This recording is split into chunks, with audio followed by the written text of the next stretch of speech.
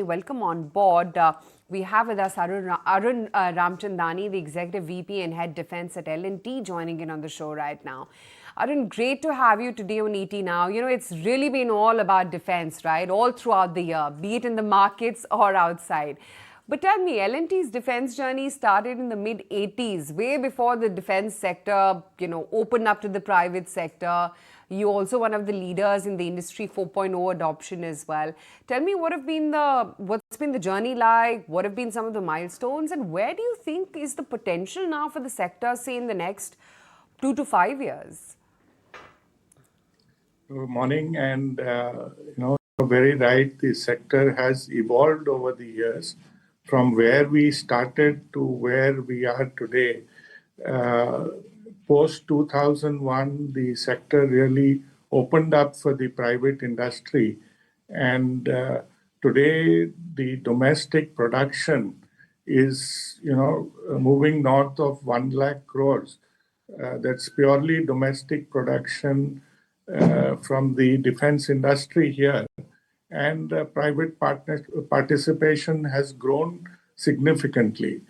So from our perspective, we've seen a big play in shipbuilding, in the naval segment, in the land segment as well.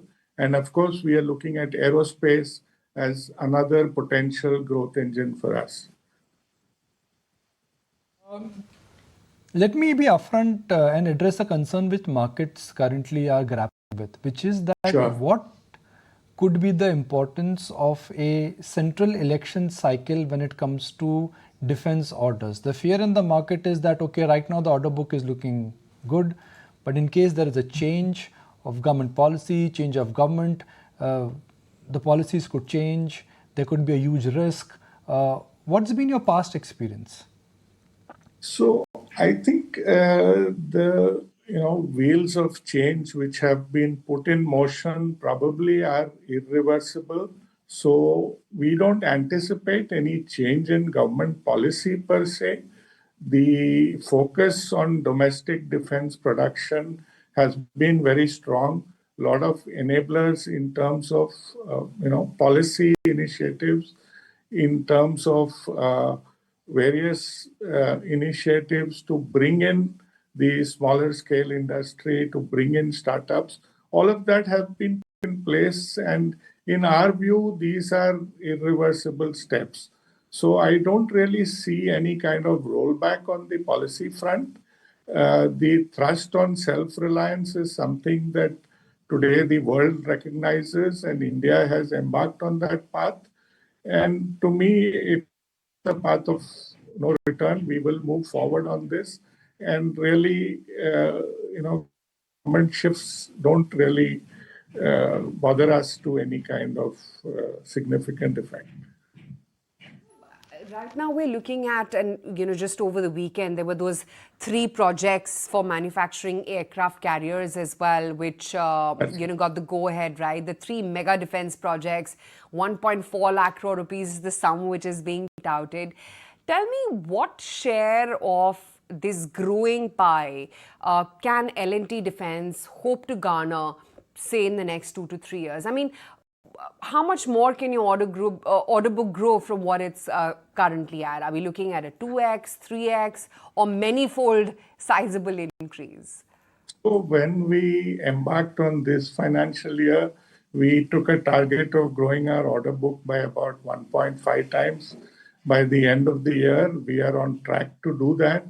Let me just say that L&T has created a strong base in the defense and aerospace segment. We have a strong naval segment, like I said, shipbuilding. We have a yard which has, great amount of capacity which we can utilize. There are a number of large shipbuilding programs. We just heard about the announcement of the aircraft carrier program, but we have the next generation destroyers. We have the next generation corvettes coming up. So these are all mega programs. We have the LPs coming up, and L&T does hope to have a share in these programs. So there's good potential on the shipbuilding front. Let me move to the equipment front. We have a lot of capabilities in radars, radar systems, ground weapon systems, naval weapon systems. And as we build platforms, there would be opportunities for all of these to get inducted on the platform. So there would be, potential orders there. On the land front, we are one of the leading players in artillery. We did the K9 Vajra guns. We are anticipating the repeat order by this financial year. And various other artillery programs, the land programs like the future infantry combat vehicles, etc. So there are a host of opportunities there. Of course, the thrust is now shifting to new technology products like unmanned systems, etc. And we are well prepared to provide products in that range as well. You've also got the overall defense revenues, which is about 2% of the consolidated financials and 3% of the ENC business. What is the outlook on growing the overall contribution of defense, and how do you plan to do so? So let's just say when we look at the defense segment, we look at growing it multifold from where it is. Of course, when I look at it from a percentage of L&T's growth, with L&T growing at the rate it is, I guess we'll always be playing catch up. But from the perspective of the sector by itself, we are looking at multifold growth. We see the opportunities there in the domestic market. We see that we have a strong R&D base and we can provide products there. We have some good partnerships which we can build on. So overall, I really see an order of magnitude growth in our segment per se. Compared to L&T, we would always be a small segment of L&T, but by itself, the sector will grow and we will grow, I think, faster than the sector grows. I also wanted to understand what the outlook is as well in terms of, the current state of the light tank Zorawar, the trials for the high altitude mountains. When are those? What is the expectation in terms of the order pipeline? And walk us through the overall order book outlook by the end of the year for defense. Sure. So the light tank program is progressing very well. We should roll out the tank in December. And I think we are on track to do that at Hazira. Once the tank is undergo a series of trials, which would then, ultimately lead to ordering of the product in terms of regiments of the product. So I think that's a program which is well started and, on its way to success.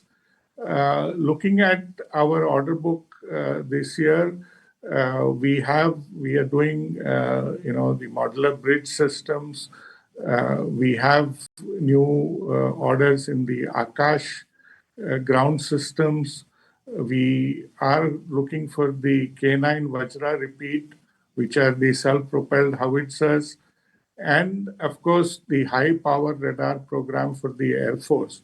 So all of these are big ticket programs, and we do see they will fructify and lead to greater growth for us in the segment. The targeted order book by year end, if you could give me the amount. So we are working towards an order book of about 35,000 crores by the end of the year.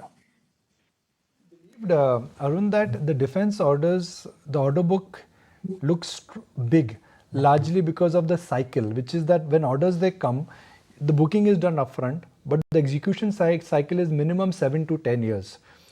Is this time around something is different, or the cycle in terms of how it would evolve would pretty much be same how it has happened in the past? So I would say that the order execution cycles are shrinking. Both the capacity and capability to produce faster is going up. So typical order execution cycles would be 3 to 5 years as against, 5 to 7 that you have been speaking about. And, that would be the type of cycles. We are having many more short cycle orders. Today, the demand is growing and people are looking at faster delivery. The infrastructure is well set up, the capabilities are there, the technology pieces are in place. And I would say that the order execution cycles would come down moving forward. Have you on board. Thank you for taking time out and giving us more perspective as to how the defense side of the business for L&T is shaping up. All right.